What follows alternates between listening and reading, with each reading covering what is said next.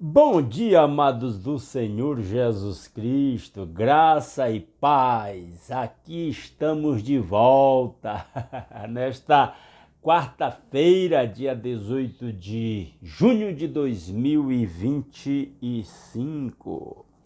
Vamos continuar a leitura da palavra de Deus, hoje lendo Romanos capítulo 7. E já peço, orem por mim e pela minha esposa, estamos gripados. Estava com coriza, tive com o nariz entupido, por isso ontem não fiz a leitura, mas hoje estou um pouco melhor e em condições de fazer esta leitura, então vamos lá.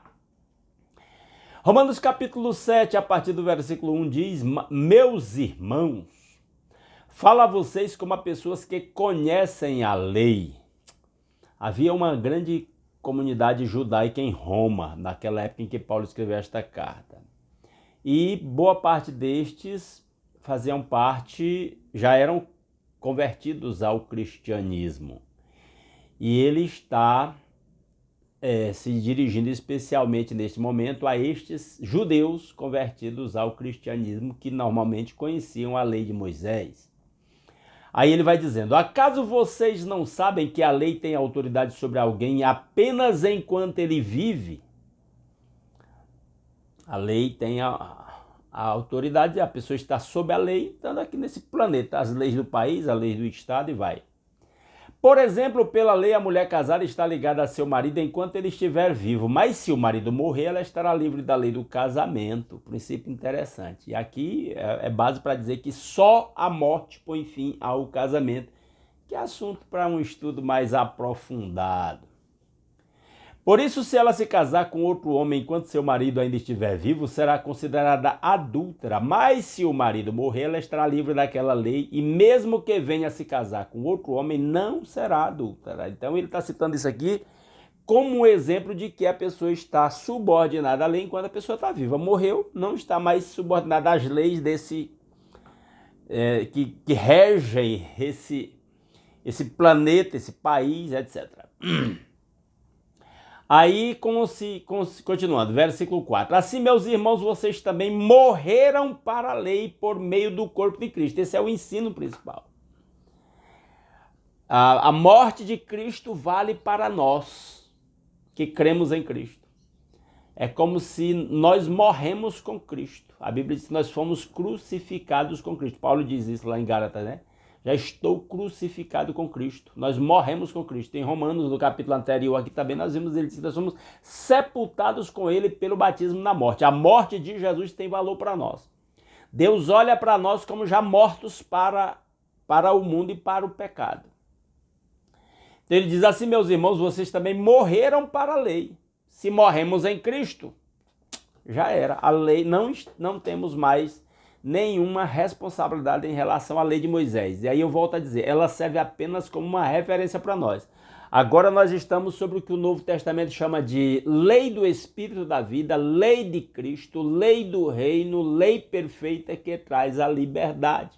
Essa lei consta de apenas um mandamento, se resume em apenas um mandamento. A lei de Moisés se resume a 10 mandamentos, a lei de Cristo se resume a um mandamento. Esta lei está escrita nas tábuas do nosso coração, sendo que a lei de Moisés estava escrita nas tábuas de pedra. Aí Paulo explica isso bastante. Aí continuando.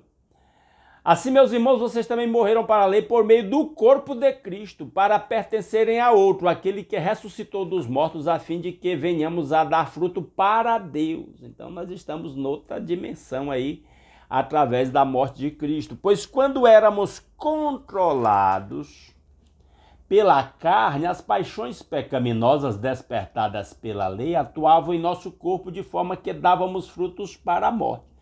A lei estava lá, condenando o pecado, nós pecávamos, o salário do pecado é a morte.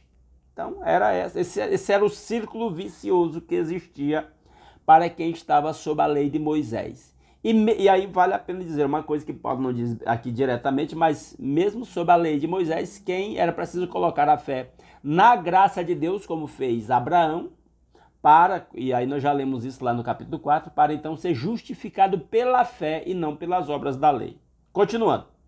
Verso 6, mas agora, morrendo para aquilo que antes nos prendia, morrendo como? Crendo em Cristo. Morrendo como? Pela morte de Cristo, que vale como morte para todos os cristãos. Fomos libertados da lei, não estamos mais sob aquele jugo da lei de Moisés, para que sirvamos conforme o novo modo do Espírito. E ele vai chamar a lei de lei do Espírito da vida, mais na frente, lá no capítulo 8, na leitura de amanhã. E ele diz, e não segundo a velha forma da lei escrita, não estamos mais debaixo daquela lei escrita, a lei de Moisés. A lei de Moisés são referências para nós. O nosso mandamento é único, está lá em João 13, 34, 35, eu já disse diversas vezes, eu sempre digo isso. Todo cristão precisa saber de cor e ter marcado na sua Bíblia João 13, 34 e 35, porque aquela é a nossa lei, aquele é a lei que rege o cristão desde Jesus. E aquela lei é eterna. Aquela lei precede a lei de Moisés. A lei de Moisés era apenas uma sombra, uma figura daquela lei, e ela apontava para aquela lei que viria por meio de Cristo. Verso 7. Que diremos então? A lei é pecado? E ele responde, de maneira nenhuma. A lei de Moisés não é pecado. De fato, eu não saberia o que é pecado a não ser por meio da lei. A lei de Moisés mostrou o pecado. A função dela foi mostrar o pecado do ser humano e mostrar ao ser humano que ele precisava da graça de Deus. Pois na realidade eu não saberia o que é cobiça se a lei não dissesse não cobiçarás. Mas o pecado, aproveitando a oportunidade dada pelo mandamento, produziu em mim todo tipo de desejo cobiçoso. O pecado nos impulsiona a praticá-lo, pois sem a lei o pecado está morto. Então a lei nos acusava, nos mostrava o nosso pecado. Ela era uma espécie de luz para iluminar o nosso pecado. Mas não resolvia o nosso problema, porque ela não espiava o nosso pecado. Só quem espia o pecado é Cristo. Então, na lei de Moisés, através do sacrifício dos carneiros, as pessoas tinham simbolicamente seus pecados expiados por Cristo, porque sempre foi por meio de Cristo. Antes de Cristo e depois de Cristo. Antes eu vivia sem a lei, mas quando o mandamento veio, o pecado reviveu e eu morri. A lei, então, de certa forma, nos matava, porque ela nos acusava do pecado e não tinha como nos livrar do pecado. Descobri que o próprio mandamento destinado a produzir vida, na verdade, produziu morte.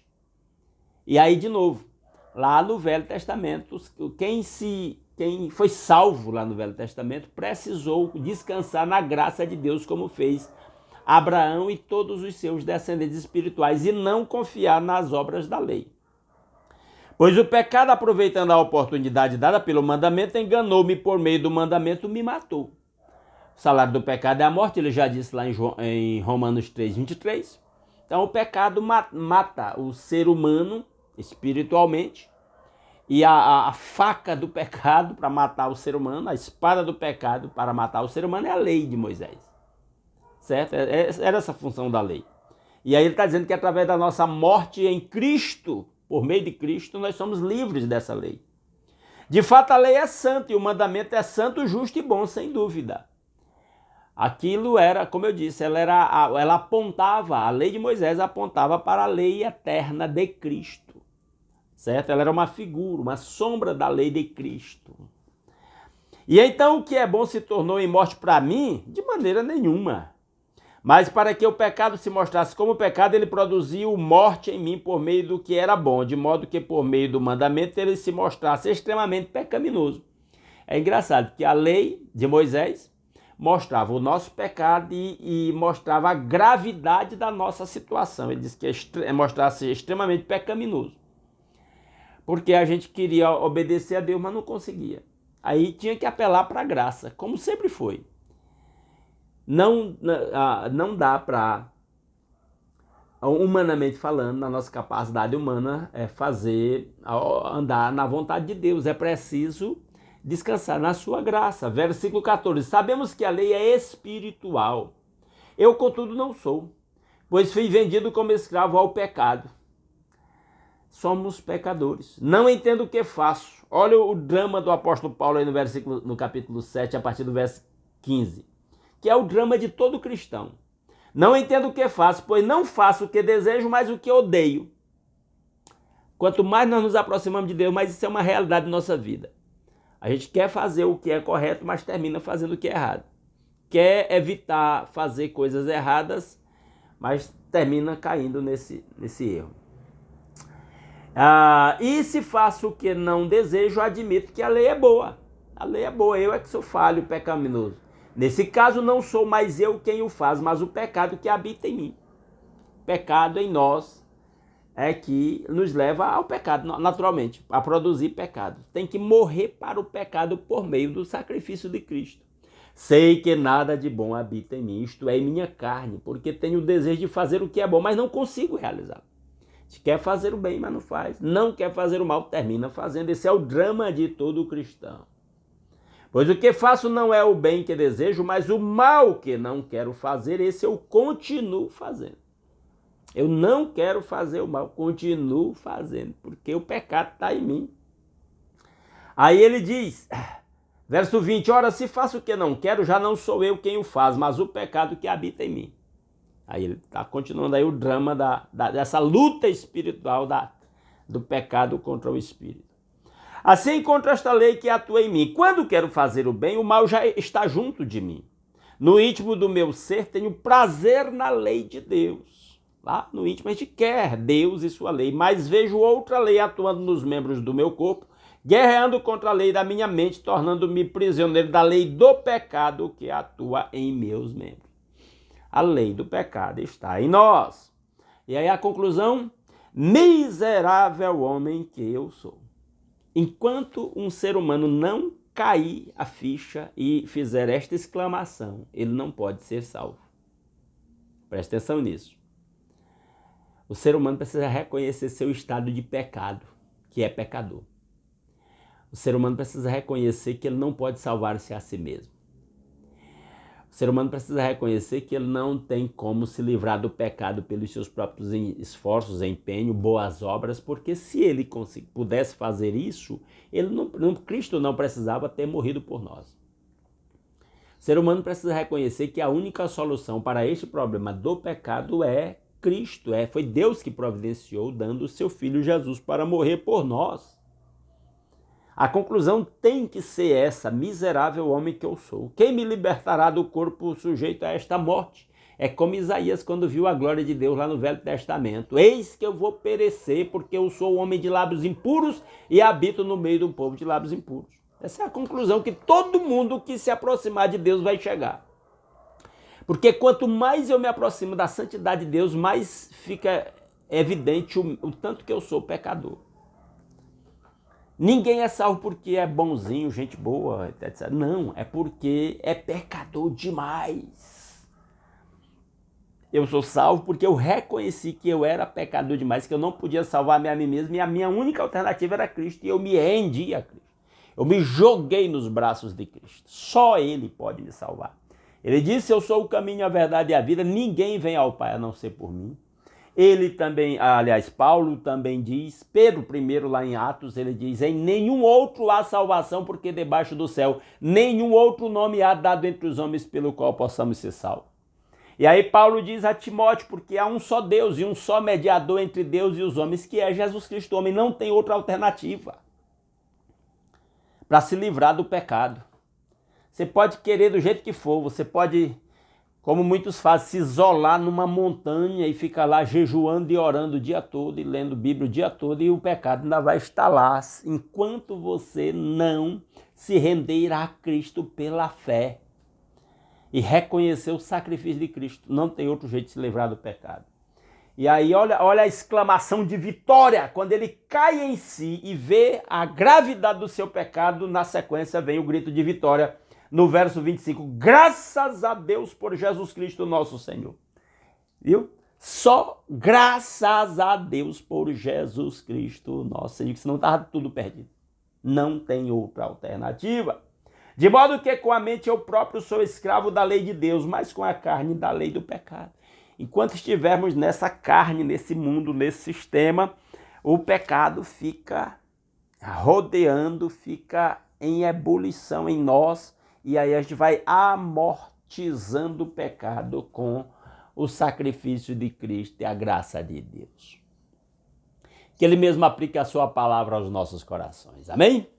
Não saia sem deixar um like nesse vídeo, caso você tenha gostado desse conteúdo. Se gostou e não está inscrito, convido a que se inscreva para continuar acompanhando a leitura de um capítulo da Bíblia todo dia até lermos a Bíblia toda. Comente aí o que você achou dessa leitura ou deixe o seu pedido de oração. Me comprometo a orar por todos os pedidos que os irmãos deixarem aqui nos comentários. Sempre faço isso. Esses últimos dias tem tido pouco pedido de oração. Eu já pedi o meu, orem por mim, pela minha esposa e por todo mundo que está aí com essa gripe. Tem muita gente gripada, né? E se você puder nos dar uma força, compartilhe esse vídeo aí nas suas redes sociais para que outras pessoas sejam alcançadas com a leitura da palavra de Deus. Combinado? É isso aí, aguardo vocês amanhã para continuar a leitura de Romanos, tá bom? Lendo o capítulo 8. Um grande abraço a todos, até lá.